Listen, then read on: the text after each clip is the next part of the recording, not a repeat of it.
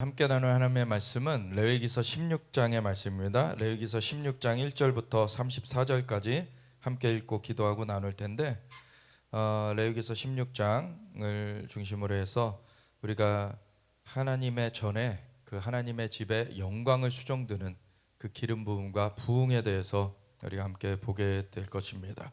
레위기서 16장 1절부터 함께 읽겠습니다.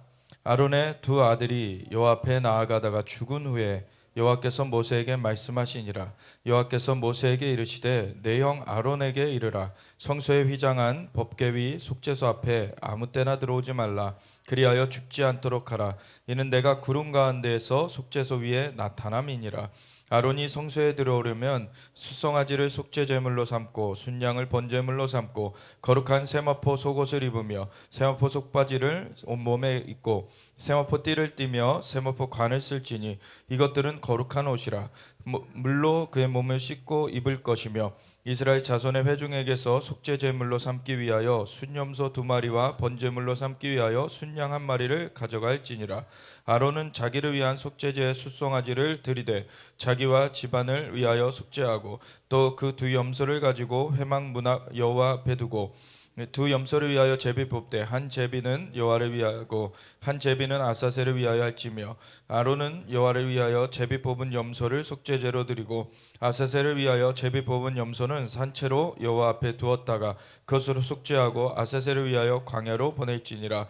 아론은 자기를 위한 속죄제의 수송아지를 드리되 자기와 집안을 위하여 속죄하고 자기를 위한 그 속죄제 수송아지를 잡고 향로를 가져다가 여호와 앞 제단 위에서 피운 불을 그것에 채우고 또 곱게 간 향기로운 향을 두 손에 채워 가지고 휘장 안에 들어가서 여호와 앞에서 분향하여 향연으로 증거궤 위 속죄소를 가리게 할지니 그리하면 그가 죽지 아니할 것이며 그는 또 수송아지의 피를 가져다가 손가락으로 속죄소 동쪽에 뿌리고 또 손가락으로 그 피를 속죄소 앞에 7번 뿌릴 것이며 또 백성을 위한 속죄제 염소를 잡아 그 피를 가지고 휘장 안에 들어가서 그 수송아지 피로 행한같이 그 피로 행하여 속죄소 위와 속죄소 앞에 뿌릴지니 곧 이스라엘 자손의 부정과 그들이 범한 모든 죄로 말미암아 지성소를 위하여 속죄하고 또 그들의 부정한 중에 있는 회막을 위하여 그같이 할 것이요 그가 지성소에 속죄하러 들어가서 자기와 그의 집안과 이스라엘 온 회중을 위하여 속죄하고 나오기까지는 누구든지 회막에 있지 못할 것이며 그는 여호와 앞 제단으로 나와서 그것을 위하여 속죄할지니 곧 그 수송아지의 피와 염소의 피를 가져다가 제단 귀퉁이 뿔들에 바르고 또 손가락으로 그 피를 그 위에 7번 뿌려 이스라엘 자손의 부정에서 제단을 성결하게 할 것이요 그 지성소와 회막과 제단을 위하여 속죄하기를 마친 후에 살아있는 염소를 들이되 아론은 그의 두 손으로 살아있는 염소의 머리에 안수하여 이스라엘 자손의 모든 불의와 그 범한 모든 죄를 아뢰고 그 죄를 염소의 머리에 두어 미리 정한 사람에게 맡겨 광야로 보냈지니 염소가 그들의 모든 불의를 지고 접근하기 어려운 땅에 이르거든 그는 그 염소를 광야에 놓을지니라. 아론은 회막에 들어가서 지성소에 들어갈 때 입었던 세마포 옷을 벗어 거기 두고 거룩한 곳에서 물로 그의 몸을 씻고 자기 옷을 입고 나와서 자기의 번제와 백성의 번제를 드려 자기와 백성을 위하여 속죄하고 속죄 제물의 기름을 제단에서 불사를 것이요 염소를 아사셀에게 보낸 자는 그의 옷을 빨고 물로 그의 몸을 씻은 후에 진영에 들어갈 것이며 속죄제 수송아지와 속죄제 염소의 피를 성소에 들여다가 속죄하였은즉 그 가죽과 고기와 똥을 밖으로 내다가 불사를 것이요 불사른 자는 그의 옷을 빨고 물로 그의 몸을 씻은 후에 진영에 들어갈지니라. 너희는 영원히 이 규례를 지킬지니라. 7째 달 곧 그 달 10일에 너희는 스스로 괴롭게 하고 아무 일도 하지 말되 본토인이든지 너희 중에 결혼하는 거류민이든지 그리하라. 이날에 너희를 위하여 속죄하여 너희를 정결하게 하리니 너희의 모든 죄에서 너희가 여호와 앞에 정결하리라. 이는 너희에게 안식일 중에 안식일인즉 너희는 스스로 괴롭게 할지니 영원히 지킬 규례나. 기름 부음을 받고 위임되어 자기의 아버지를 대신하여 제사장의 직분을 행하는 제사장은 속죄하되 세마포 곧 거룩한 옷을 입고 지성소를 속죄하며 회막과 제단을 속죄하고 또 제사장들과 백성의 회중을 위하여 속죄할지니 이는 너희가 영원히 지킬 규례라. 이스라엘 자손의 모든 죄를 위하여 1년에 한 번 속죄할 것이니라. 아론이 여호와께서 모세에게 명령하신 대로 행하니라. 아멘. 하나님, 오늘도 주님의 말씀 앞에 섭니다. 주님께서 말씀으로 우리의 눈을 열어주시고 하나님 주의 말씀의 기이한 법을 보게 하여 주시옵소서. 그리하여서 주님의 영으로 우리를 사로잡으사 주님의 길로 인도하여 주시옵소서. 감사드리며 예수께서 예수와 마시아 이름으로 기도드렸습니다. 아멘. 우리 이 레위기를 보면은 사실 쉬운 책이 아닙니다. 레위기는 많은 그 제사 예법들 뭐 여러 가지가 들어가 있기 때문에 이것이 뭐 어떻게 뭐 그 곡식은 몇 흰씩 뭐 분량을 어떻게 하고 뭐 양과 염소 그리고 소는 어떻게 하고 그 각 제사들도 그 종류가 여러 가지고 그 번제도 있고 속죄제도 있고 속건제도 있고 화제도 있고 그리고 소제도 있고 막 이런데 이런 것 가운데 각 예식이 다 다르고 절기마다 또 다 달라요. 그러니까 이걸 다 어떻게 하라는 건지 사실 쉽지는 않습니다. 근데 원리가 있어요. 원리는 뭐냐면은 하나님께서 이 제사라는 것은 사실 제사 자체가 효력을 발생하는 건 아닙니다. 이 대전제는 뭐냐? 하나님께서 아브라함보다 뒤에 온 그 모세를 통하여서 이 율법을 계시하셨는데 이 아브라함보다 430년 후에 온 그 율법이 그 아브라함이 하나님을 믿음에 하나님께서 그것을 그에게 의로 여기셨던 그 믿음의 도를 대체하지 않았다는 거예요. 그래서 하나님께 구원받는 것은 언제나 믿음으로 구원받는 것입니다. 그거는 구약 시대라고 다르지 않아요. 아브라함 때부터 이미 그가 믿음의 조상이라고 일컬어지죠. 아브라함이 하나님을 믿음에 하나님께서는 그것을 그에게 의로 여겨주셨는데 어떻게 믿었느냐? 아브라함이 하나님께서는 죽은 자를 살리시며 없는 것을 있는 것 같이 부르시는 이심을 믿었다. 그래서 생명의 하나님이시고 그리고 창조의 하나님이심을 믿었다는 거예요. 그래서 그러한 하나님을 바로 믿는 그런 믿음이 있을 때 그 사람이 건진받게 된다는 거죠. 근데 그 믿음 가운데 이 제사가 왜 더해졌느냐? 사람들은요 믿음이 그렇게 견고하지 못합니다. 하나님께서 만물을 창조하셨고 그리고 인간도 하나님이 만드셨어요.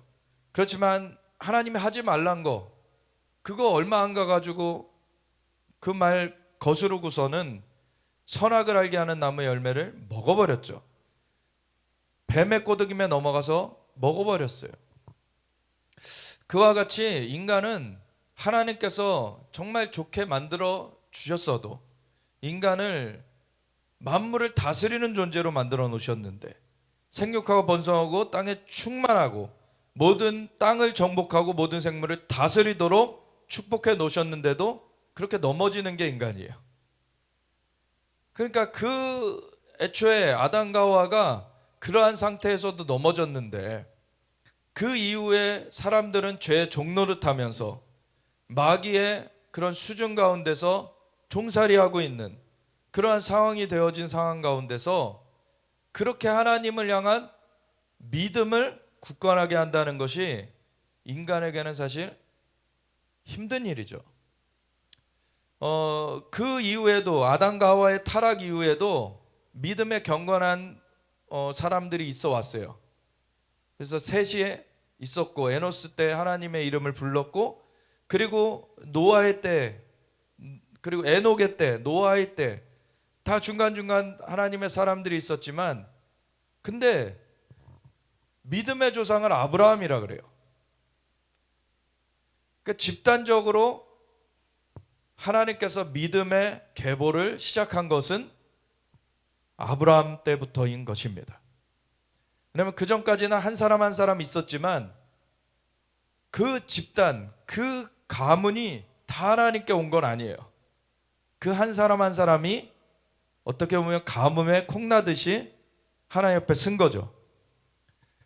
그런데 아브라함 때부터는 아브라함이 본토 친척 아비집을 떠나 내가 내게 지시할 땅으로 가라 하는 하나님의 그 꿈의 지시하심을 순종해서 떠났을 때 하나님은 약속들을 주시는데 그 약속의 땅으로 들이셔서 너의 후손을 하늘의 별과 같이 바다의 모래와 같이 많아지게 할 것이다. 그리고 너가 밟는 땅은 너에게 줄 것이고 너가 보는 땅은 너와 내 후손에게 줄 것이다. 그리고 너의 후손으로 말미암아 천하 만민이 복을 얻을 것이다. 그 나라의 약속을 주셨어요.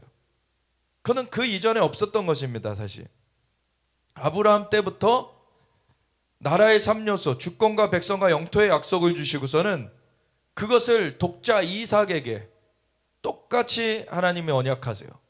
그리고 그 다음에 쌍둥이 에서와 야곱이 있는데 에서가 장자의 명분을 팥죽 한 그릇에 팔아버려서 이제 야곱이 장자가 된 거예요. 그래서 야곱한테 똑같이 하나님이 언약을 하시죠. 그리고 야곱의 이름은 이스라엘로 바꾸시면서 이스라엘 백성이 이제 형성되게 하세요. 야곱의 12아들들로 말미암아 12지파가 되어지고, 그래서 그 중에서 근데 12지파 중에서 요셉 지파는 두 분깃으로 해가지고 에브라임과 므낫세로 그 요셉의 두 아들들의 이름을 따가지고 넣으면서 레위를 빼내죠. 레위 지파는 제사장 지파로 빼내요, 따로. 그래서 제사장과 그 외에 12지파 이렇게 딱 구성을 하나님이 하십니다. 그 이유는 여기 레위기 16장의 말씀처럼 하나님께서 이 제사장들로 제사를 집전하게 하시면서, 제사를 집전하는 것은 하나님께서 구원하시는 것은 믿음으로 하시는데 하나님 앞에 나오는 것은 이 제사의 예법을 통해서 그 마음을 준비해서 나오도록 하세요. 그러니까 제사가 능력이 있는 것이 아니라 제사를 통해서 동물이 죽임을 당하고, 그래서 죄의 삭은 사망이라, 정말 인간은 죄진 존재로서 사망을 당해야 마땅한데 이것이 이 동물에게 전가됐다라는 것을 그걸 상기시키시는 거예요. 그래서 대속 제물이 있어야지 하나님 앞에 설 수 있다. 그래서 믿음으로 하나님께 구원 얻는 것이지만, 믿음은 하나님께서 우리에게 하나님의 은혜로 대속의 그 제물을 주셔서 우리를 건져내신다는 거예요. 하나님의 공의와 하나님의 사랑이 둘 다 만족되는 일이죠. 하나님의 공의에 의하면은 죄가 심판돼야 돼요. 근데 하나님의 사랑은 사람을 건져내시고자 하세요. 그 두 가지가 만족되려면 심판이 있어져야 되지만 사람을 건지는 일이 돼야 돼요. 그러기 위해서 제사의 예법이 주어지게 되는 거죠. 근데 이 제사 자체가 능력이 있는 것이 아니라 이것은 후에 올 영원한 속죄, 그 예수님으로 말미암은 영원한 속죄의 밑그림입니다. 그래서 그 밑그림으로서 그 오실 메시아를 바라보게 하는, 그것이 바로 제사의 그 역할이에요. 근데 그걸 집전하는 사람이 제사장들이죠. 그래서 여기 레위기 16장에 보면 아론의 두 아들이 여호와 앞에 나아가다가 죽은 후에, 사실 레위기 10장에 보면은 나답과 아비후가 다른 불을 들였다가 불이 삼켜버려 가지고 이들이 죽임을 당하게 돼요. 엘르아살과 이다말이 그 뒤를 이어서 이제 제사장이 되지만 두려워하죠. 그래서 원래 제사장의 분깃으로 그 제사 드리고 나서 그 남은 다리나 이런 그 가슴이나 이런 것들은 제사장들이 먹게 돼 있는데 그것도 마다해 버려요. 모세가 그걸 하나님께서 먹으라고 하셨는데 왜 안 먹냐? 지금 그 앞선 그 형들이 그거 다 제사도 했고 그러는데 마음가짐이 바르지 못해서 하나님 앞에서 죽임을 당했는데 다른 불을 거기다 올려서 다른 마음으로 다른 불을 올렸기 때문에 그렇게 죽임을 당했는데 우리가 어찌 이것을 먹을 수 있습니까? 모세가 이해를 하죠. 그래서 합당하게 여기죠.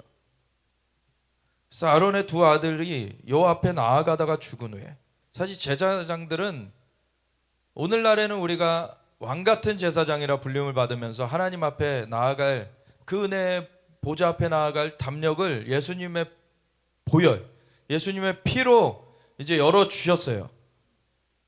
근데 이제 구약 시대에는 이 성전 안에 제사장들만 들어갈 수가 있었고, 그 성전 안에서도 가장 깊숙한 그 지성소 안에는 대제사장만 1년에 한 차례 들어갈 수 있었어요. 그곳에 여호와께서 임하시겠다고 하셨고, 근데 그 앞에 나가는 것은 두렵고 떨린 일이었습니다. 하나님 앞에 정돈되지 않고 나아갔을 때 죽어 나오게 되는 거예요. 나답과 아비후가 죽어 나갔고, 지성소에 간 것도 아니었어요. 이들은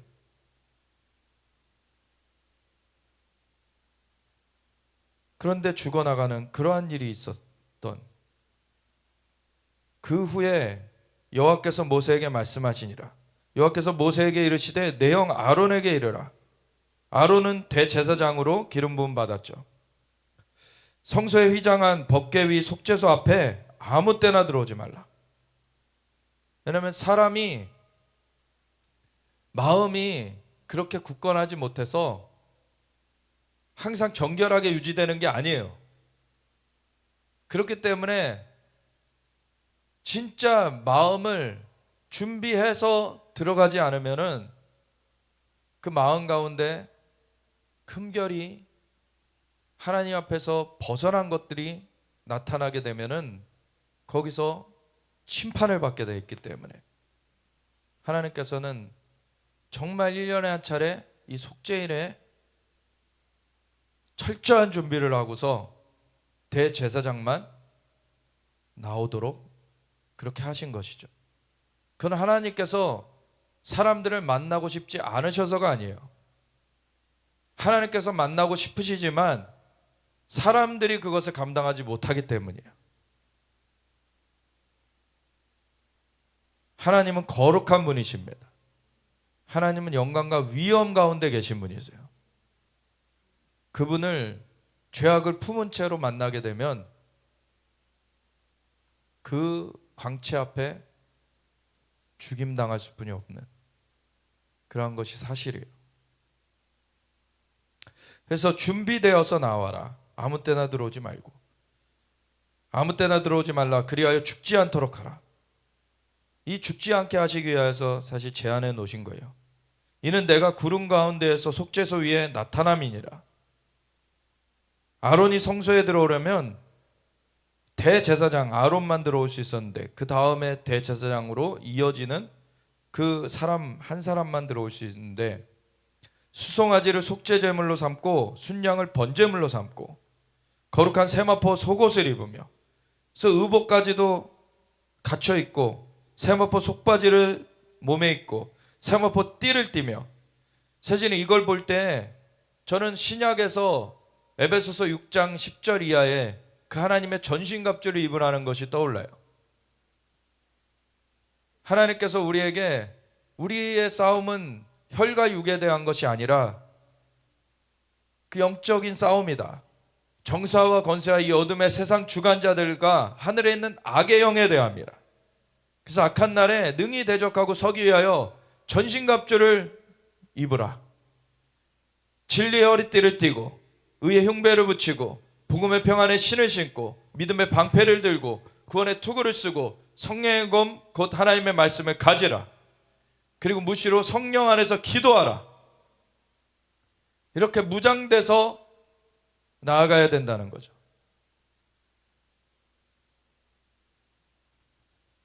그것이 영적 전쟁에 대비하는 자세이면서 하나님 앞에서의 그 하나님의 인도하심을 온전하게 따르기 위한 그 준비인 것이에요. 그래서 아론이 성소에 들어오려면 수송아지로 속죄제물로 삼고 순양을 번제물로 삼고서는 거룩한 세마포 속옷 입고 세마포 속바지를 몸에 입고 세마포 띠를 띠며 세마포 관을 쓰고서는 이것들은 거룩한 옷이라. 거룩하다라고 해서 이 옷 자체가 능력을 갖고 있다는 게 아니에요. 거룩하다는 것은 히브리 원어적으로는 구별됐다는 거예요. 하나님 앞에 나가려면 세상의 것을 묻혀서 들어갈 수 없다는 거예요. 하나님 앞에 나아가려면 하나님 앞에 구별된 모습으로 나아가야 된다는 거예요.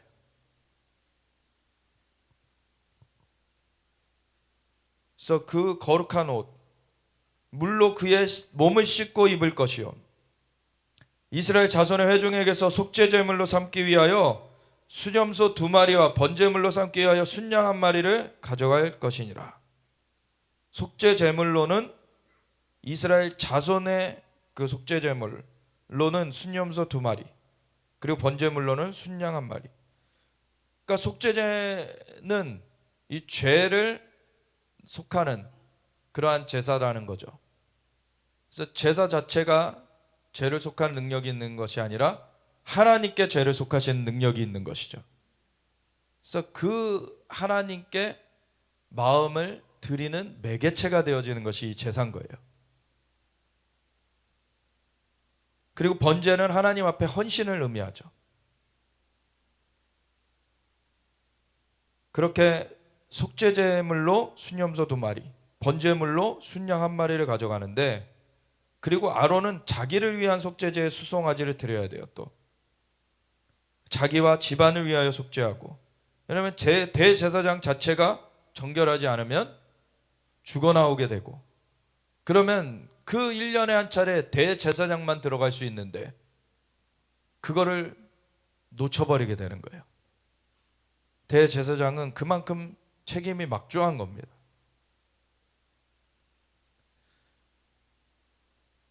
그래서 자기를 위한 속죄제의 수송아지를 드리고 자기와 자기 집안을 위하여 속죄하고, 또 그 2 염소를 가지고 회막 문 여호와 앞에 두고 2 염소를 위하여 제비 뽑되 한 제비는 여호와를 위하고 한 제비는 아사셀을 위하여 할지며.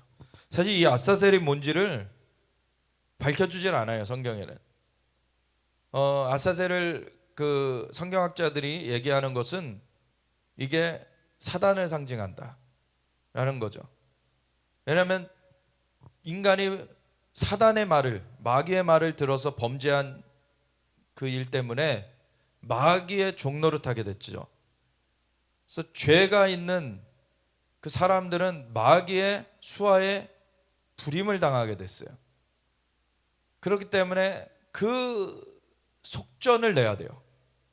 그걸 다시 사오려면 그 죄값을 치러야 되는 것이죠.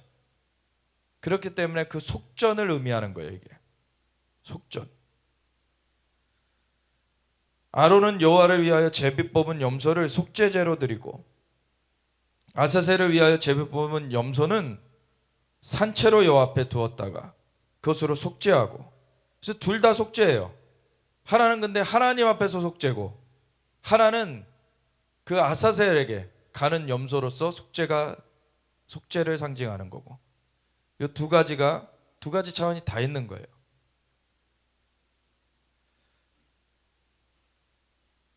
그래서 아사셀을 위하여 제비 뽑은 염소는 산채로 여호와 앞에 두었다가 그것으로 속죄하고, 아사셀을 위하여 광야로 보낼지니라. 이 광야는 결국 염소는 광야로 내보내지면 거기서 죽게 되죠. 이게 꼭 무적행으로 가는 것과 같은 그런 그림인 거죠.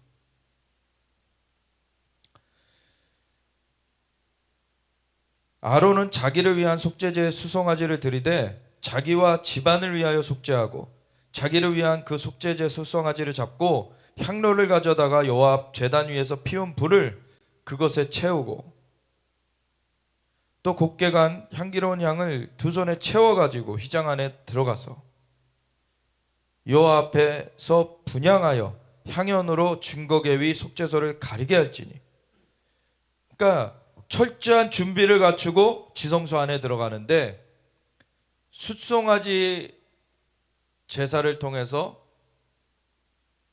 그 피도 가져가야 되고, 그리고 향로, 성전에 세 가지 기물이 있죠.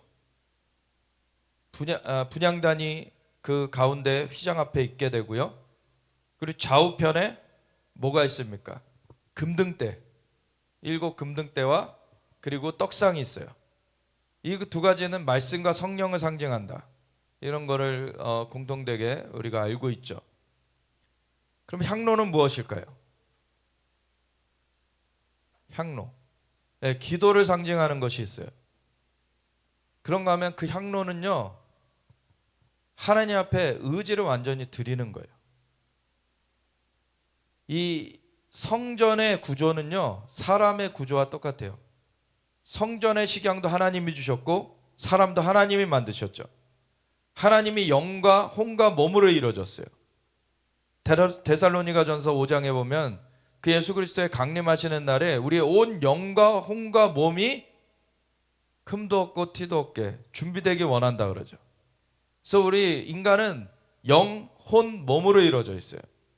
이게 바로 지성소와 성소와 뜰과 같은 거예요. 이 몸으로 활동하는 것도 하나님께 드려지는 게 있어요.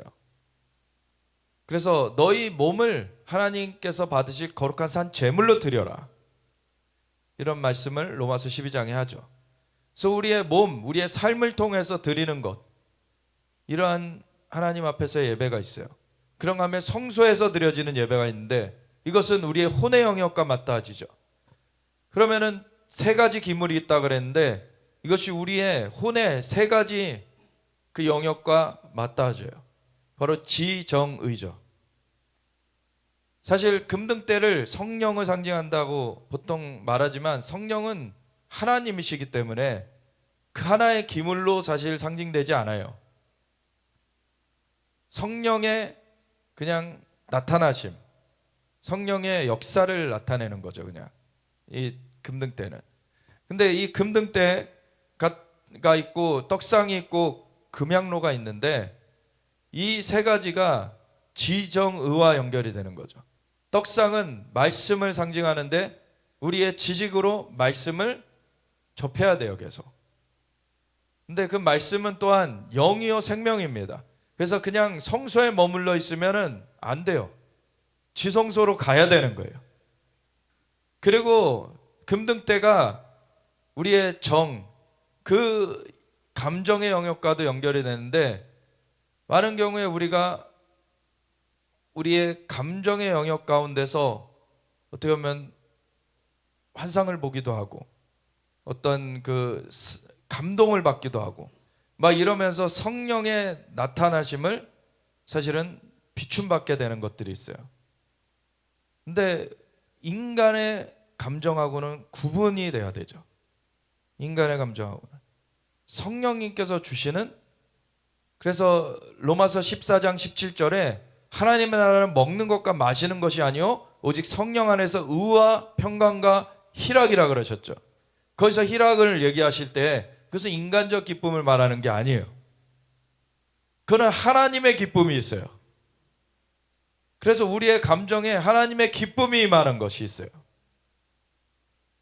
그런 것들이 그 감정의 영역 가운데 역사되는 영역, 그것이 이 금등대로 나타나 있는 것이죠. 그런가 하면은 이 금향로는 의지의 영역이에요. 우리가 의지가 하나님 앞에 부복되어지지 않으면요 절대로 지성소로 들어갈 수 없어요. 그래서 여기 11절부터 다시 보면 아론은 자기를 위한 속죄제의 수송아지를 드리되 자기와 집안을 위하여 속죄하고, 이 속죄 제물을 잡는 것은 뜰에서 이루어지죠. 자기를 위한 그 속죄제 수송아지를 잡고 향로를 가져다가, 이것은 성소에서 이루어져요. 향로를 가져다가 여호와 앞 제단 위에서 피운 불을 그것에 채우고, 그래서 밖에서 그 뜰에서 제단에서 제물을 드려서 피운 불, 그것이 또 성소의 향로와 합해져요. 또 곱게 간 향기로운 향을 두 손에 채워가지고 휘장 안에 들어가서, 그런 다음에서야 휘장 안으로 들어갈 수가 있어요. 온 영과 혼과 몸이 다 이 연결선상에서 함께 연결이 되어지는 것이죠. 그래서 지성소로 들어가게 돼요. 그래서 우리의 온 영과 혼과 몸이 하나님께 집중돼야 돼요. 그래서 여호와 앞에서 분향하여 향연으로 증거궤의 속죄소를 가리게 할지니 그 몸의 그 제사 그것이 더해져 있고 혼의 제사도 더해져 있고 그걸 가지고서 영으로서 하나님 앞에 들어가 있는 거예요. 그래서 그것이 같이 준비되지 않으면 하나님 앞에 받아지지 않는데, 같이 준비되면 그가 죽지 아니할 것이며 그는 또 숫송아지의 피를 가져다가 손가락으로 속죄소 동쪽에 뿌리고, 속죄소 동쪽이 바로 입구 쪽이죠. 들어간 입구가 동쪽을 향해 있잖아요, 성소가. 그래서 입구 반대로 돌아서 뿌리는 거예요. 그러면 또 손가락으로 그 피를 속죄소 앞에 7번 뿌릴 것이며, 또 반대로 서쪽이죠, 속죄소 쪽은. 그렇게 7번 뿌릴 것이며, 또 백성을 위한 속죄제 염소를 잡아 그 피를 가지고 휘장 안에 들어가서, 그러니까 제사장들 아론 그 대제사장과 그 가문을 위한 소의 그 제사를 드려서 그 피를 가지고도 들어가고, 또 백성을 위한 속죄제 염소를 잡아 그 피를 가지고 휘장 안에 들어가서 그 수송아지 피로 행한 같이 그 피로 행하여 속죄소 위와 속죄소 앞에 뿌릴지니. 그러니까 하나님의 종, 그 제사장의 속죄를 하고, 그리고 백성들의 속죄를 하고, 곧 이스라엘 자손의 부정과 그들이 범한 모든 죄로 말미암아 지성소를 위하여 속죄하고, 또 그들의 부정한 중에 있는 회막을 위하여 그같이 할 것이요, 그가 지성소에 속죄하러 들어가서 자기와 그의 지방과 이스라엘 온 회중을 위하여 속죄하고 나오기까지는 누구든지 회막에 있지 못할 것이며. 하나님께서 이제 그걸 받으러 나타나신단 말이에요. 그럼 그 앞에 준비되지 않은 사람이 나타나면 안 돼요. 그 회막에 아무도 있지 말라. 그 대제사장만 하나님 앞에 서게 되는 그러한 일이죠. 그는 여호와 앞 제단으로 나와서 그것을 위하여 속죄할지니 곧 그 숫송아지의 피와 염소의 피를 가져다가 제단 귀퉁이 뿔들에 바르고, 이제 지성소 안에 들어가서 그 모든 일들을 하고 나서는 나와가지고 이제 제단에 그 피들을 또 발라요. 또 손가락으로 그 피를 그 위에 7번 뿌려 이스라엘 자손의 부정에서 제단을 성결하게 할 것이요, 그 지성소와 회막과 제단을 위하여 속죄하기를 마친 후에 살아있는 염소를 드리되.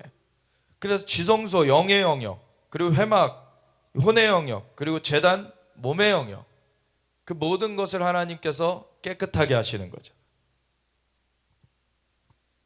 그 다음에 살아있는 염소를 드리되 아론은 그의 두 손으로 살아있는 염소의 머리에 안수하여 이스라엘 자손의 모든 불의와 그 범한 모든 죄를 아뢰고 그 죄를 염소의 머리에 두어 미리 정한 사람에게 맡겨 광야로 보낼지니. 한편으로 하나님 앞에서의 정결함을 얻게 되는 그 과정을 하게 되는 것이고, 한편으로는 마귀에게 책 잡혔던 것을 떨궈내는 거예요.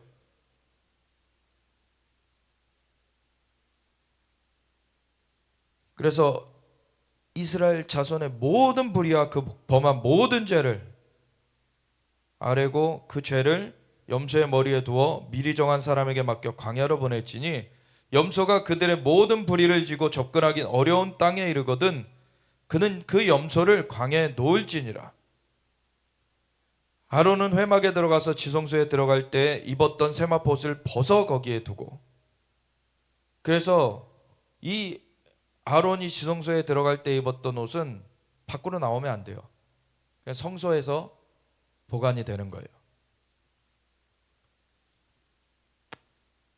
거룩한 곳에서 물로 그의 몸을 씻고 자기 옷을 입고 나와서 자기의 번제와 백성의 번제를 드려 자기와 백성을 위하여 속죄하고, 이제 사실 속죄라고 여긴 또 나오긴 하지만 앞에 속죄제를 했고 이제 번제를 드리는 것은 하나님 앞에 완전히 헌신하는 의미로 드리게 되는 거죠.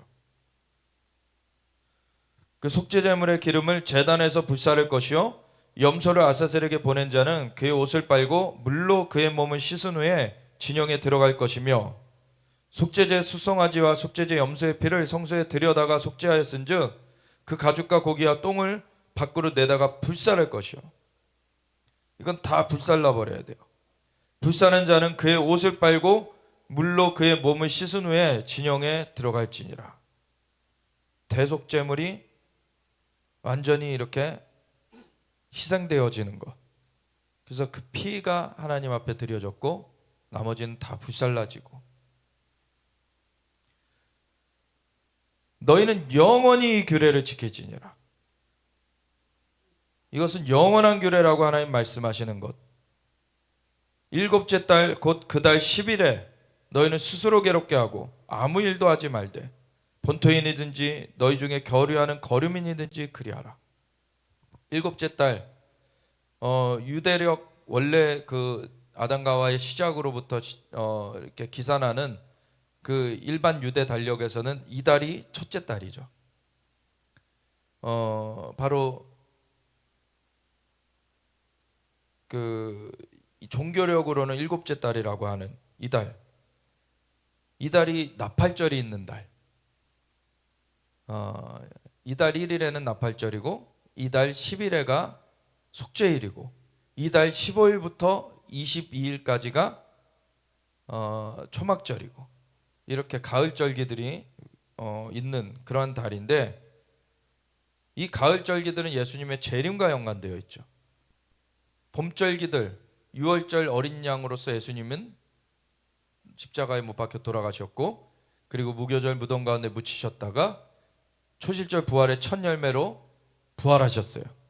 그리고 40일 동안 살아계심을 나타낸 예수님이 승천하시고 나서 오순절에 성령을 보내주셨죠. 이 모든 절기들은 사실 예수님으로 말미암는 구원의 밑그림이에요. 그런데 이 예수님은 다시 오신다 그러셨어요.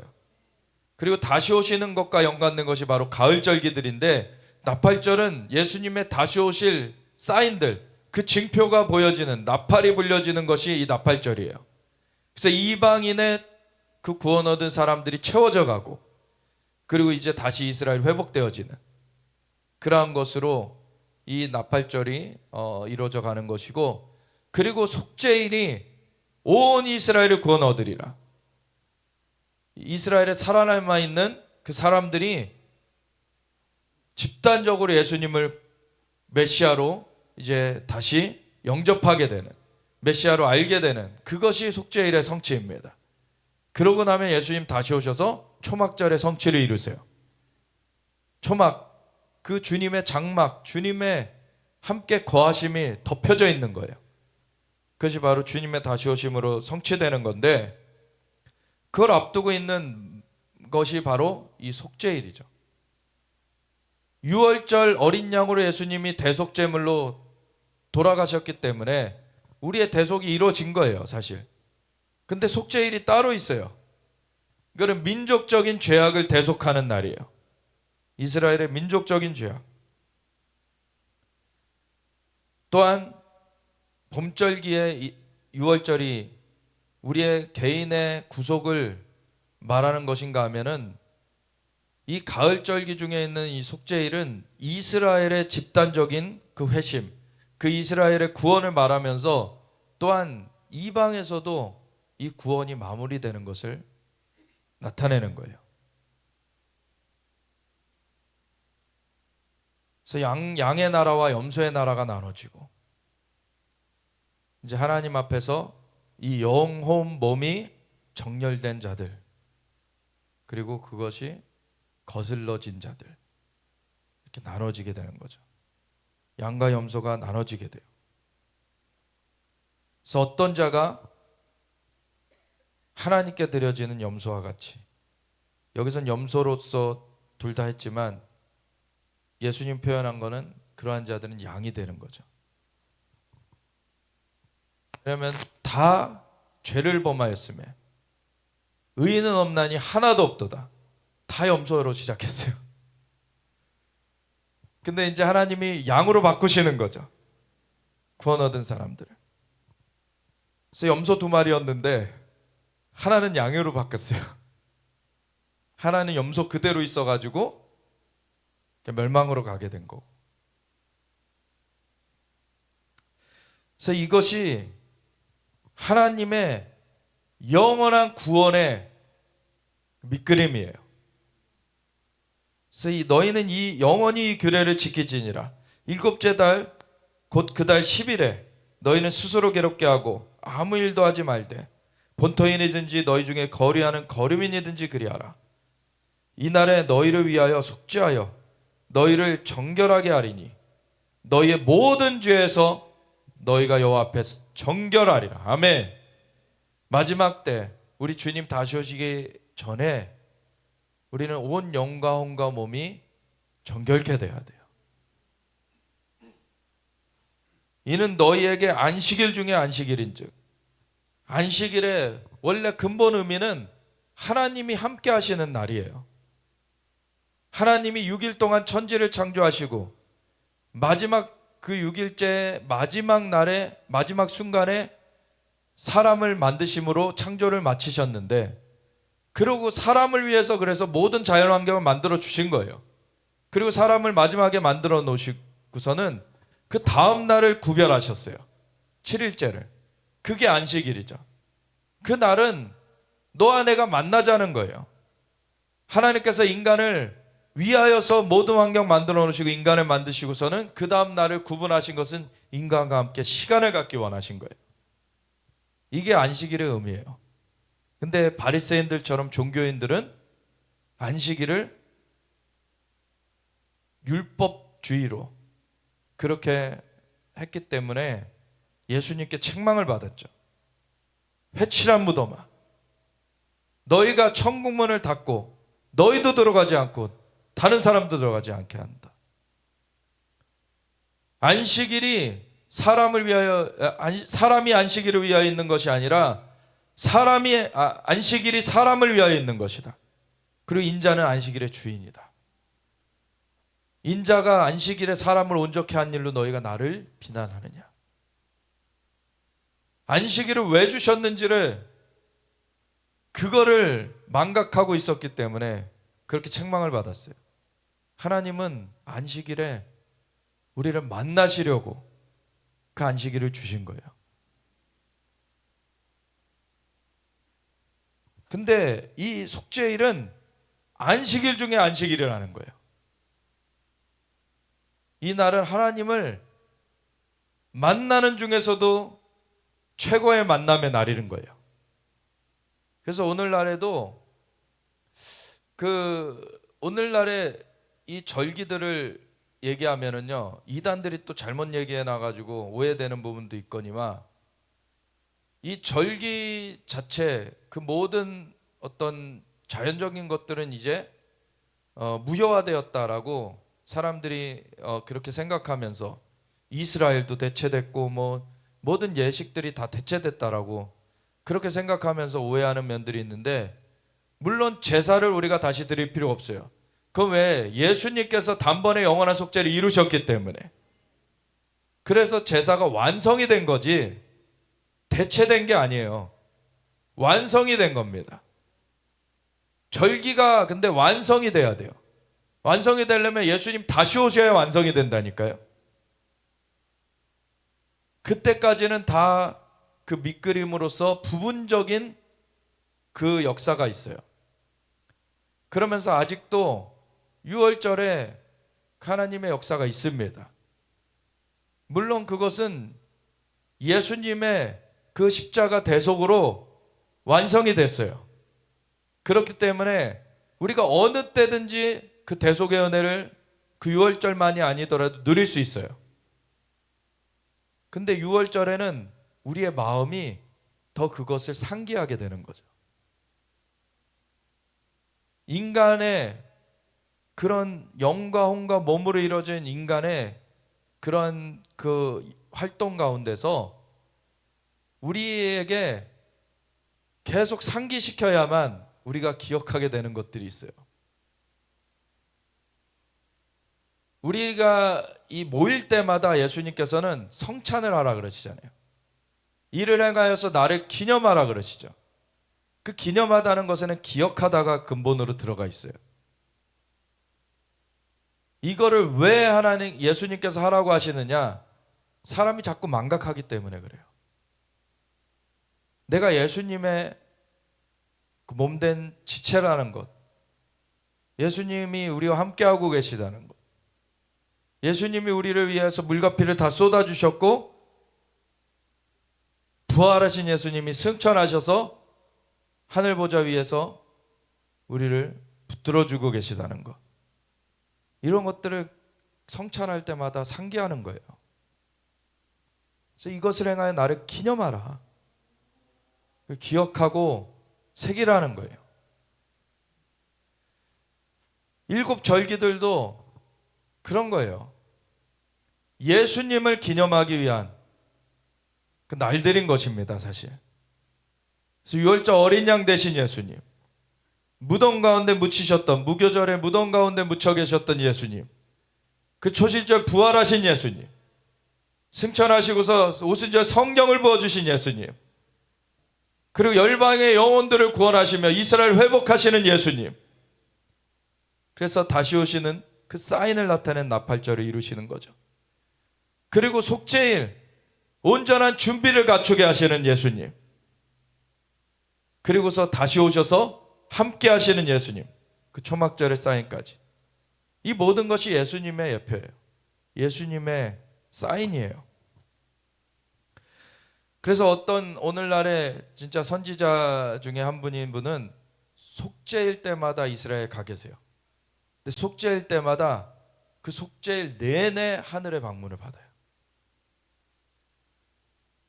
이게 하늘의 지성소에 들어가는 경험을 하시는 거죠, 계속. 이 영적인 세계와 자연적인 세계가 연결되어 있습니다. 구분이 되어 있지만 연결되어 있어요. 그게 막혀져 있는 게 아닙니다. 그래서 에베소서 1장 10절에는 하늘에 있는 것이나 땅에 있는 것이나 예수 그리스도 안에서 다 통일되게 하려 하십니다. 예수님은 하늘과 땅을 연결하신 분이세요. 하늘보다 높으신 그분이 이 땅 가운데 인간의 몸을 입고 와주셨어요. 그래서 제물이 되어주셨어요. 그래서 우리의 죄를 대속하셨기 때문에 하늘과 땅이 연결되게 되었어요. 그래서 예수님 외에는 다른 길이 없습니다. 내가 곧 길이요 진리요 생명이니 나로 말미암지 않고는 아버지께로 올 자가 없느니라. 하늘로 올라가는 길, 야곱이 본 그 하늘로부터의 사닥다리.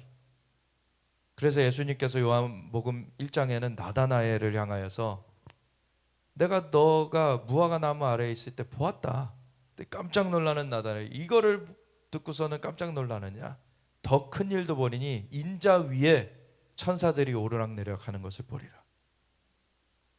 주님이 하늘의 통로입니다. 그래서 예수님 안에서 우리가 하늘을 경험하게 되는 거예요. 근데 그것이 완전케 되는 것, 그것의 그림이 바로 이 속죄일입니다. 영과 혼과 몸 완전하게 주님 앞에 준비되어지는 그림이죠.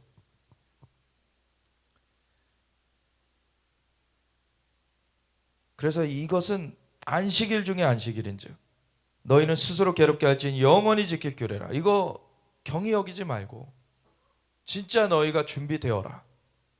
하나님 앞에 바른 그러한 마음가짐으로, 바른 태도로 하나님 앞에 나와서 주님을 만날 만한 때에 찾으라는 거죠. 그래서 기름 부음을 받고 위임되어 자기 아버지를 대신하여 제사장의 직분을 행하는 제사장은 속죄하되 세마포 곧 거룩한 옷을 입고 지성소를 속죄하며 회막과 제단을 속죄하고 또 제사장들과 백성의 회중을 위하여 속죄할지니 이는 너희가 영원히 지킬 규례라. 이스라엘 자손의 모든 죄를 위하여 1년에 한 번 속죄할 것이니라. 아론이 여호와께서 모세에게 명령하신 대로 행하니라. 그래서 여기 보면은 하나님 앞에 나아갈 때 속죄가 필요해요. 속죄 제물이 필요하고 그 모든 그 속죄의 예식들이 필요한데 그걸 집전할 제사장들이 필요해요. 그 제사장들 중에서 그리고 대제사장이 필요해요. 근데 말씀에 보면은 이 제사장을 통해서 하나님께서 역사하실 때에 제사장은 기름 부음 받은 자라고 계속 얘기하고 계세요. 그래서 출애굽기 29장에도 보면은 처음에 아론과 그의 자손들을 제사장들로서 아론을 대제사장으로 그 아들들을 제사장들로서 기름 부을 때 하나님께서 기름 부어서 그들을 구분하라고 거룩해 하라고 이렇게 얘기를 하신 거고, 그리고 출애굽기 40장에 보면은 그 성막을 이제 세워서 이제 첫째 달 초하루 이 종교력 1월 1일에 성막을 이제 완성하게 되는데, 근데 성막을 언제부터 짓냐면 둘째 달 초하루에 둘째 달부터 지어가지고 이제 그 다음에 첫째 달 초하루에 완성을 하니까 11달을 이제 이렇게 짓게 된 거죠. 그래가지고 이 모든 것들을 이제 완성하고 나서는 출애굽기 40장 13절부터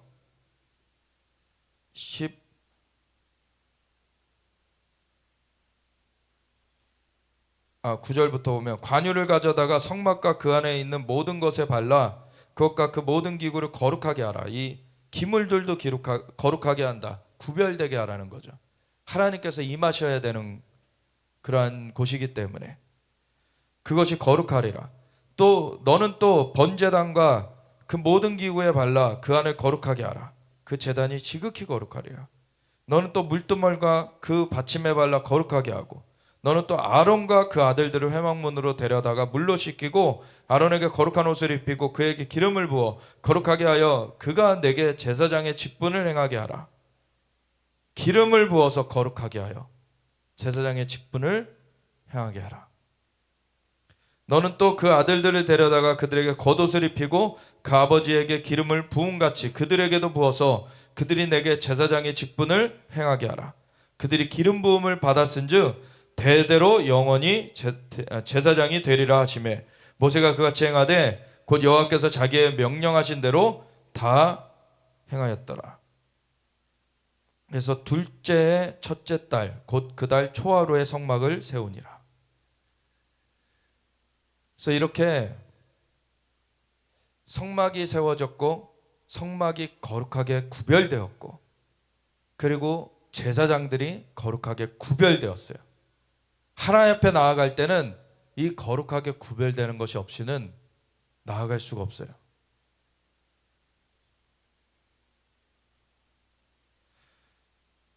그런데 세상은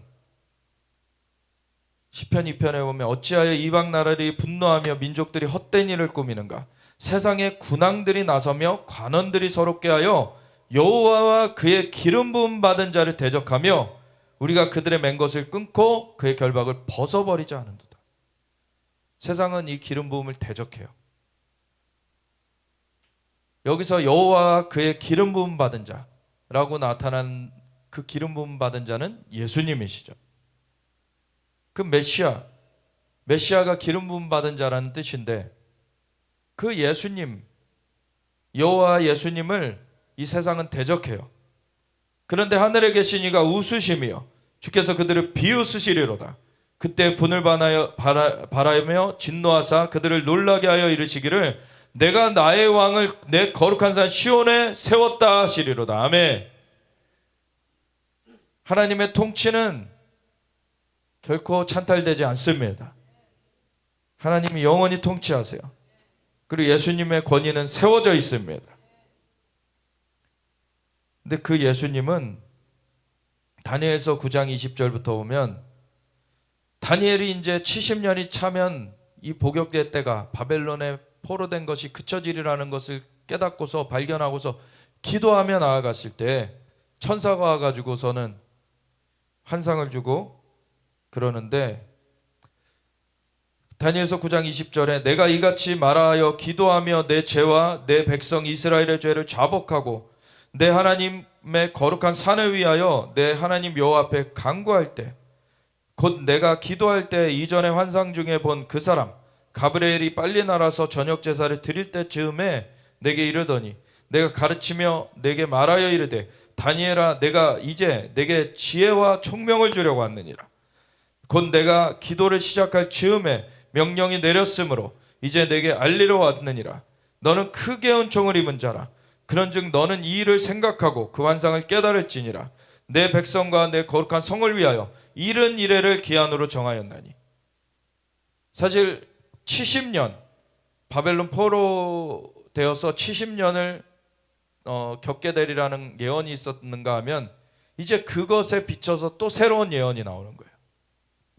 이른 이래 70 곱하기 7입니다. 490이죠. 그냥 70이 아니에요. 이른 이래. 그건 70주라는 얘기가 되는 거고, 그러면 490이에요. 그 이른 이래를 기한으로 정하였나니 허물이 그치며 죄가 끝나며 죄악이 용서되며 영원한 의가 드러나며 환상과 예언이 응하며 또 지극히 거룩한 이가 기름 부음을 받으리라. 이것은 예수님이 오실 때까지의 계시입니다. 그래서 이 다니엘 시대로부터 아닥사스다가 그 성을 중건하라는 그 명령을 내려요. 고레스 때 성전 재건하라는 그러한 칙령이 내렸지만 중간에 중단되게 되죠, 나중에. 근데 그것을 나중에 완성하게 되는 것이, 이제 성벽까지 완성하게 되는 것이 이제 아닥사스다의 그 명령으로 이제 완성을 하게 되는데, 그 아닥사스다의 명령이 내린 때부터의 그 예수님이 오신 때까지가 490년이에요. 그래서 그러므로 너는 깨달아 알지니라. 예루살렘을 중건하라는 명령이 날 때부터, 이게 바로 아닥사스다의 명령이에요. 칙령. 그때부터 기름 부음을 받은 자 곧 왕이 일어나기까지 이른 이래, 우선은 49년 그리고 62일에, 이건 얼마입니까? 490년에서 7년 56년을 빼면은 444년. 그래서 49년 플러스 444년 해가지고 이렇게 483년이 얘기가 된 거예요. 여기까지. 그래서 7이래와 62이래가 지날 것이요 그 곤란한 동안에 성이 중건되어 광장과 거리가 세워질 것이며 62이래 후에 기름 부음 받은 자가 끊어져 없어질 것이며, 그래서 정확하게는 483년이 걸리고, 그래서 예수님 때까지 그 예수님 십자가 사건 이후에 7년이 남게 되잖아요. 한 일회가 남게 돼요. 그거는 마지막 한 일회로 남겨져 있게 됩니다. 이 계시를 그렇게 이해하시면 돼요. 그래서 이 기름 부음 받는 자가 끊어져 없어진다. 이거는 예수님 십자가 대속과 그리고 부활 그리고 승천, 그로 말미암아서 이 땅 가운데서는 예수님은 떠나가셨지만 예수님의 영이 오셔서 이제 우리를 인도하시는 것이 있는 거죠. 장차 하나님의 백성이 와서 그 성읍과 성소를 무너뜨리려냐. 이게 로마 제국에 의해서 AD 70년에 그 예루살렘이 함락되는 그런 일이 있게 됐죠. 그리고 근데 그의 마지막은 홍수에 휩쓸릴 것 같을 것이며 또 끝까지 전쟁이 있으니 그 로마도 붕괴돼 버렸어요. 그리고 그 이후에도 많은 제국들이 일어나서 예루살렘을 침략했지만 다 무너졌습니다. 그리고 끝까지 전쟁이 있겠다. 예수님 다시 오시기 전까지 예루살렘을 둘러싼 전쟁은 계속돼요. 그래서 황폐할 것이 작정되었느니라. 그가 장차 많은 사람들과 더불어 한일의 동안의 언약을 굳게 맺고, 이것을 보통은 이 적그리스도가 한일의 언약을 맺는다 이렇게 얘기를 하지만, 또 어느 한편에서는 이 그라고 지칭된 게 예수님이다라고 얘기하는 쪽도 있어요. 예수님의 마지막 때 한일의 약속. 근데 둘 다 얘기할 수 있겠죠. 예수님도 마지막 때 한일회가 있을 것이다 얘기를 하셨고, 적그리스도가 근데 그때 활동하는 그 한일회다라는 것도 얘기가 되어 있어요. 그래서 양으로 나오는 사람들은 예수님과 언약을 맺는 사람들이고, 염소로서 서는 사람들은 적그리스도와 언약을 맺는 사람들이죠. 그래서 두 측면이 다 있어요. 근데 여기서 보면은 일의 절반의 제사와 예물을 금지한다라고 하는 걸 보면은, 이게 예수님이 이것을 그치게 하시는 건지 적그리스도가 그치게 하는 건지 확실하게 알 수는 없지만, 우리가 그냥 문맥상에서 보게 되면은 이건 우선 적그리스도가 마지막 때 미혹을 먼저 해서 사람들과 한일의 언약을 맺었지만, 나중에 본색을 드러내면서 이것을 깨트리면서 성소에서 자기가 하나님이라고 내세우는 그러한 것과 연결이 되죠. 금지할 것이며, 또 포악하여 가증한 것이 날개를 의지하여 설 것이며, 또 이미 정한 종말날까지 진노가 황폐하게 하는 자에게 쏟아지리라 하였느니라. 근데 결국에는 그 황폐하게 하는 자에게 진노가 쏟아 부어지게 되는, 예수님께서 다시 오셔서 정리해 버리시는 그러한 일로서 맞춰지게 되는 것이죠.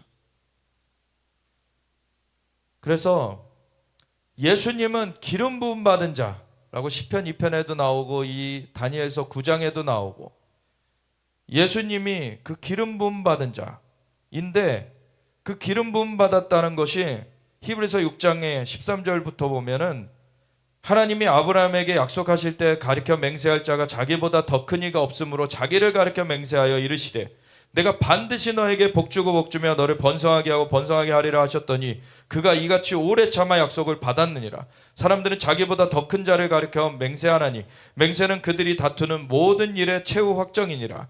하나님은 약속을 기업으로 받는 자들에게 그 뜻이 변하지 아니함을 충분히 나타내시려고 그 일을 맹세로 보증하셨나니, 하나님보다 더 큰 존재가 없기 때문에 하나님은 자신의 이름으로 맹세를 하셨죠.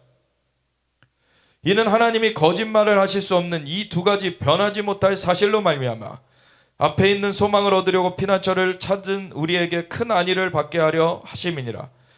우리가 이 소망을 가지고 있는 것은 영혼의 닭 같아서 튼튼하고 견고하여 휘장 안에 들어가나니, 그리로 앞서가신 예수께서 멜기세덱의 반차를 따라 영원히 대제사장이 되어 우리를 위하여 들어가셨느니라. 아멘. 아론 인간 대제사장, 그 아론의 후손들 인간 대제사장으로서는 흠결이 있을 수 있는 그러한 것을 흠결에 쓰신 예수님께서 들어가셔서 완성을 하셨어요. 그래서 우리에게 완전히 열려진 문이 되었습니다. 예수님 안에서 우리에게 하늘의 문이 열려져 있어요. 그러면서 예수님은 기름 부음 받은 자라고 일컬음을 받는데, 그분이 만왕의 왕이시고 또 대제사장 되시는 거죠. 그와 같이 우리도 왕 같은 제사장으로 부름을 받았다 그랬어요. 주님의 머리 되심 아래서 우리는 주님의 몸된 교회의 지체로서, 주님의 성전으로서 우리가 세워져 가는 것이고, 주님의 몸된 교회는 머리 대신 주님의 기름 부음을 받아서 그것을 세상에 나타내는 존재들이에요. 그래서 그 기름 부음이 역사되게 되면 마태복음 16장의 말씀처럼 주는 그리스도 주여 살아계신 하나님의 아들이시니다 고백하는 그 고백의 반석 위에 교회를 세우니 음부의 권세가 이기지 못하리라. 음부의 권세를 깨트려 버리는 거예요. 이사야서 61장의 말씀처럼 주 여호와의 신이 내게 임하셨으니 이는 내게 기름을 부으시고 나를 보내사 가난한 자들에게 복음을 전하게 하려 하심이라. 마음이 상한 자를 고치시며 포로낸 자에게 자유를, 눌린 자를 노임을 받게 하시며 주의 은혜와 신원의 날을 전파하게 하려 하심이라. 아멘. 우리가 주님의 기름 부음 가운데 나아가고 있는 것입니다. 그래서 기름 부음이 있으면 멍에가 꺾어진다 그러셨어요. 우리에게 하나님께서 어떠한 구속의 밑그림을 주시고 그것을 예수님으로 말미암아 어떻게 완성하셨는지 그것을 우리가 잊으면 안 돼요. 그 가운데에서 우리가 은혜를 누리고 있습니다. 그래서 우리에게 그 하나님의 은혜를 잊지 말고 기억하라고 이런 제사의 예법들이 밑그림으로 주어진 거예요. 너희는 그 은혜를 잊지 말고 기억하며 내 앞에 영광과 몸을 바르게 하며 내 앞에 나올지어다. 우리가 그 은혜를 감사하며 그 기름 부음이 임하면요, 어둠의 진을 깨트리면서 수많은 갇혀있던 영혼들을 돌이켜올 수가 있어요.